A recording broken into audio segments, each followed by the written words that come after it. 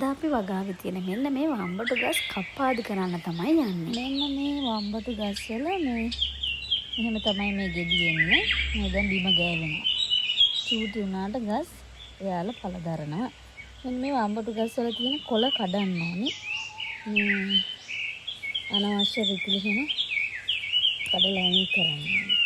මෙන්න මේ තියෙන්නේ මේ රිකිල්ලස්නේ මලක් ඇවිල්ලා තියෙන. ඒ මලයි කොළේ අතරින් චූටි රිකිල්ලක් තියෙනවා.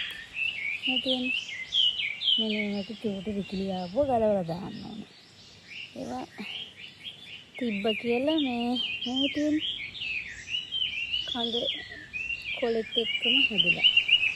ඒවා ගෙඩි හැදෙන්නේ නැහැ. ඒක ගලවලා දාන්න ඕනේ. මේ ගහේට හොඳටම පේනවා. මේ කඳ පුරාම අනවශ්‍ය විකිලි ඇවිල්ලා තියෙනවා නේ. ඒවා අපි ඉවත් කරන්න ඕනේ. එතකොට තමයි ගහ හැදිලා අපට ඵලදාව ලස්සනට හම්බ වෙන්නේ. කොළ ගොඩක් අයින් කරන්න ඕන හැම ගහකම වගේ. මේ ලස්සනට යාලා ඵල දරන්න දැන් කිට්ටේ. මේ ඇස්සේ ඒ විකිලි වගේ තියෙන ගලවලා ගන්න. ගහ සුද්ධ කරාම මේ ගහේ හැදෙන ප්‍රමාණය වැඩි.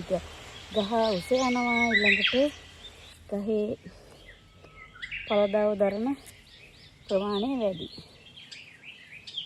ගහ ටිකක් කඳ අර වගේ මෝරලා ගත්ත මරුවට පස්සේ මේ වගේ කොළ ඉවත් කරන්න පුළුවන්. මේ තියෙන්නේ වගේ තව ගහක්. මේ යට ඉඳලම කොළ. මේ කොළ අපි අයින් කරන්න ඕනේ.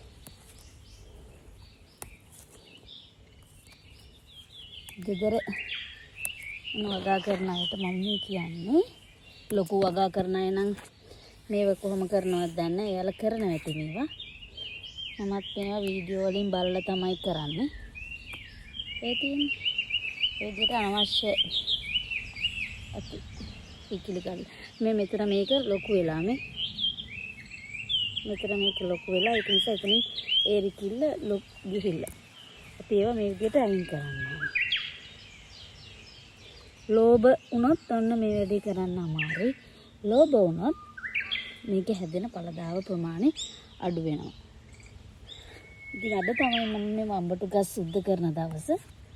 ඒක නිසා මට හිතෙනවා ඔයාලටත් මේ වීඩියෝ එක අරගෙන ආවොත් හොඳයි කියලා. ඉතින් මම මේ වැඩ කරන ගමන් තමයි ඔන්න මේ ඔයාලට වීඩියෝ එක අරගෙන ආවේ. ඉතින් මේ ගහ යට මේ කොළ කඩපුවා ඒව අයින් කරන්න ඕනේ. ගහ යට ලස්සනට සුද්ධ කරලා තිබුණාම ආසයිනේ. එහෙනම් ආයෙත් ලස්සන වීඩියෝ එකක් අරන් එන්නම්.